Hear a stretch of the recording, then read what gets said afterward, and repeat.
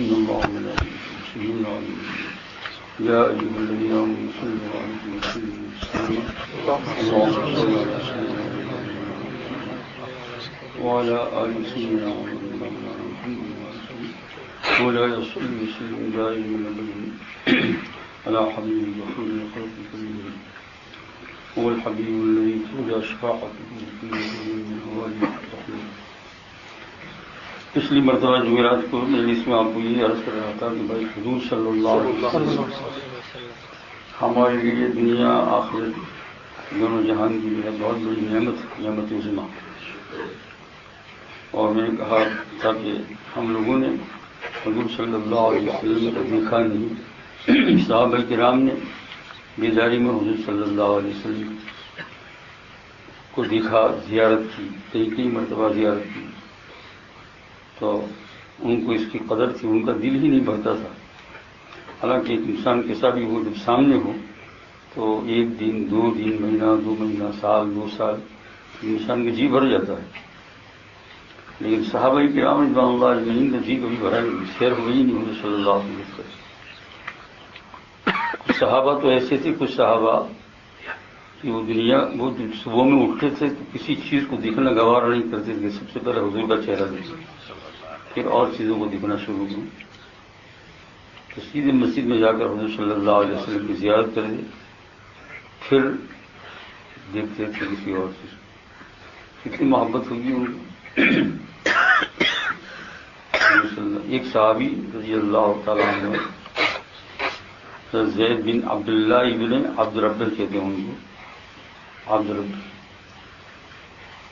یہ بھی بہت بڑے ذوالقرنین صحابی تھے.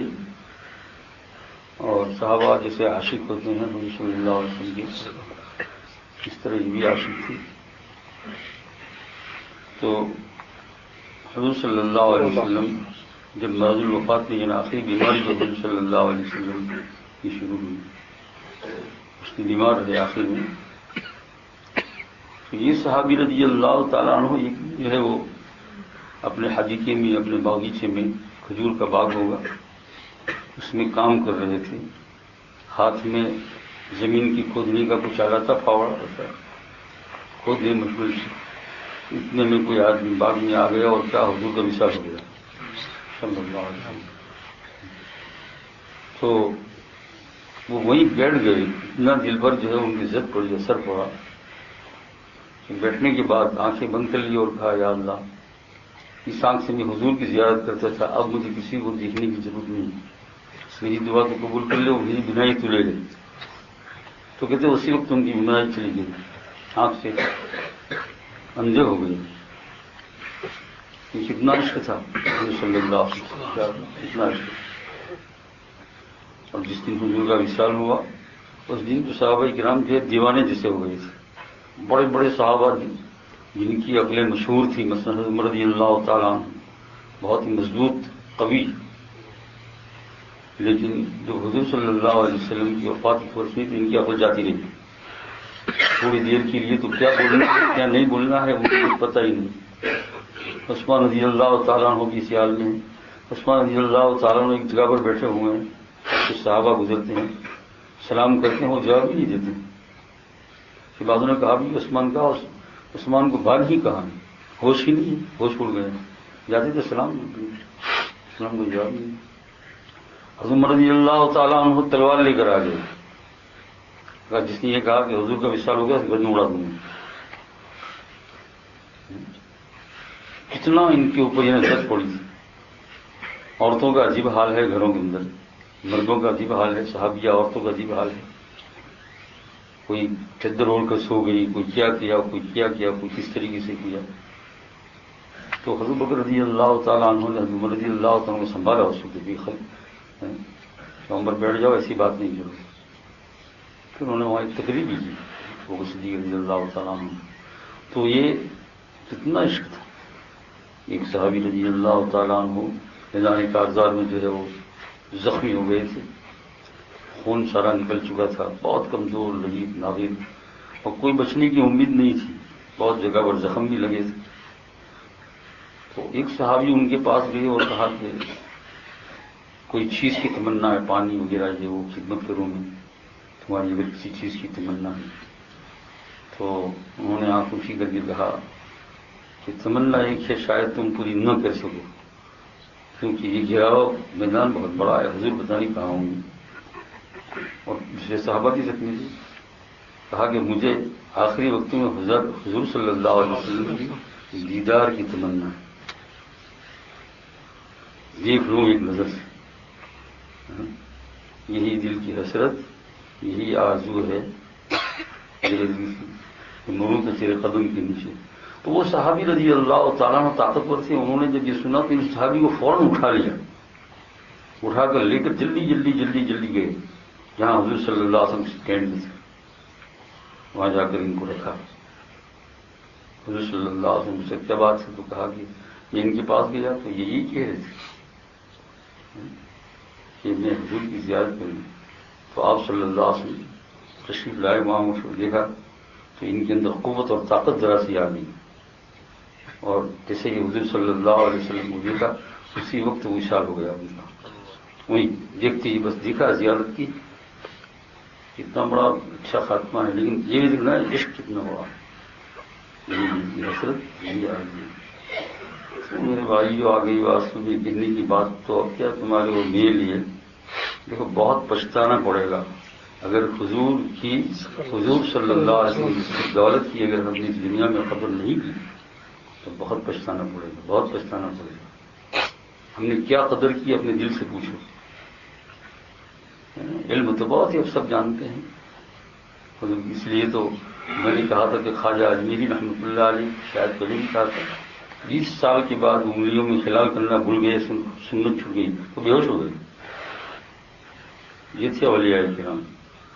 تو بھائی اب پچھتائے کیا ہوگا جب چڑیا چگ گئی کھیت، تیرے جانے کے بعد تیری یاد آئی،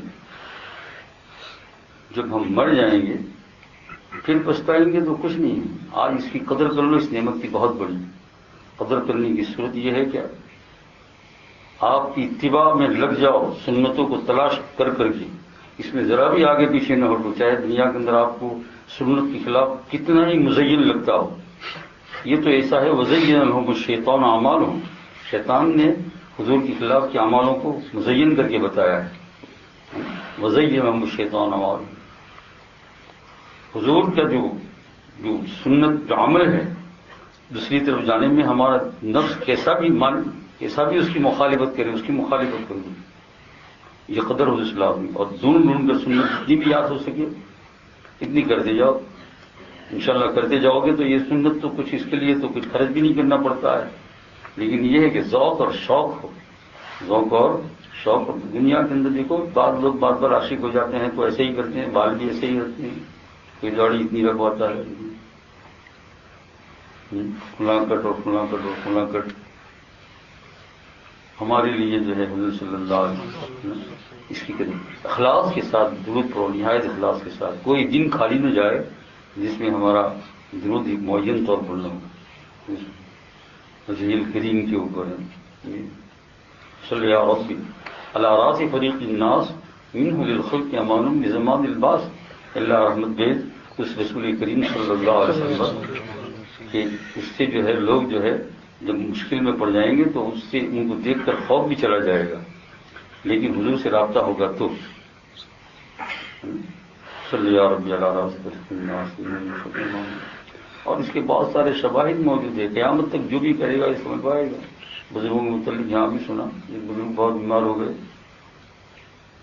کوئی اللہ کا بندہ بہت بیمار ہو گیا، بہت درد ہو رہا تھا، تو صبر تو لازمی چیز ہے، لیکن اس کے بعد بھی صبر کرنے سے بھی جو تکلیف ہوتی ہے وہ ہوتی ہے۔ سرکار دو عالم صلی اللہ علیہ وسلم نے خواب میں زیارت آ کر جہاں درد ہوتا ہے وہاں ہاتھ پھرائے اور کہا کہ اس پر صبر کرو، اچھا نہیں کر دیا، کیا کرو، اس پر صبر کرو، یہ حضور صلی اللہ علیہ وسلم کی سنت ہے۔ کہ آخر میرا بھی تو درد سر ہوا تھا نا، کس کا؟ ان کا، اور ایسا درد جو ہم سنتے کسی کا سنا نہیں۔ پکی ایک طاقتور صحابی کے پاس بنوائی کہ جتنا تمہارے اندر زور، جتنی طاقت ہو اتنا زور سے مانگو۔ حضور صلی اللہ علیہ وسلم کو پتھر مارا تو خون نکلا، تو لگا ہو گیا کہ نہیں لگا؟ لگا ہوگا، پیٹ پر پتھر باندھے تو بھوک کی تکلیف ہوئی ہوگی. تو اس بزرگ کو یوں کہا کہ یہ بھی میری سنت میں ہے، صبر کرنا بھی میری سنت میں ہے، اور جو ہے اس کو برداشت کر لینا اور برداشت کرنے کے بعد تمہیں ثواب ملنا، یہ بھی میرے طریقے میں. تو اب بھی کام کرتا رہے گا انشاءاللہ تعالیٰ، قیامت تک یہ کام چلتا رہے گا. لیکن قدر کرو، یعنی ہم سمجھو کہ ہم کس کے امتی ہیں، ہمارے رسول کون ہے. یہ ہمیں جیسا اللہ واحد ہے، ایک ہے، اللہ کے سوا کوئی معبود نہیں. استحضار الہی، ایسا استحضار رسول بھی ہونا چاہیے کہ میرے رسول کون ہے، حضور صلی اللہ علیہ وسلم. اس لیے تو کلمے میں ساتھ ساتھ لگا لا الہ الا اللہ محمد رسول اللہ. اور بزرگان دین نے جہاں ذکر خفی اور جہری سکھایا ہے تو لا الہ الا اللہ کا ذکر جس یامی کرتے ہیں صبح میں نماز کے بعد، لا الہ الا اللہ. مجھے خود بتایا حضرت شاہ وصفی اللہ رحمۃ اللہ علیہ نے، پہلی مرتبہ جب ذکر دیا تو حضرت تھانوی رحمۃ اللہ علیہ جو بجل خلفاء میں سے تھی، انہوں نے جب پہلی مرتبہ ذکر دیا، ابھی میں بالکل یعنی شروع زندگی میں تھا، مولوی ہو کر جس کے مولوی تو ذکر دیا تو کہا کہ 500 مرتبہ روزانہ آپ کو ذکر کرنا ہے. اور اس میں یہ ہے کہ ایسا کر کے ہوتا ہے کہ لا الہ الا اللہ، لا الہ، تھوڑی تھوڑی دیر بعد محمد رسول اللہ کیسے جاؤ، تاکہ معلوم ہو کہ یہ لا الہ الا اللہ سکھانے والے کون ہیں، حضور صلی اللہ علیہ وسلم. محمد نہ ہوتے تو کچھ نہ ہوتا صلی اللہ علیہ وسلم. تو استحضار اس کا ہونا چاہیے، اور جب استحضار ہوگا تو انشاءاللہ سنتوں میں شرم نہیں آئے گی، سنتوں کی کرنے میں آدمی جلدی سے لپک جائے گا. اور بھائی تھوڑے دن کی زندگی ہے، سنتوں کو لے کر اپنی قبر میں جائیں گے تو کتنا اچھا ہوگا. اللہ تعالیٰ آپ کو مجھے سب کو توفیق عطا فرمائے اور حمد رسول عطا فرمائے صلی اللہ علیہ وسلم.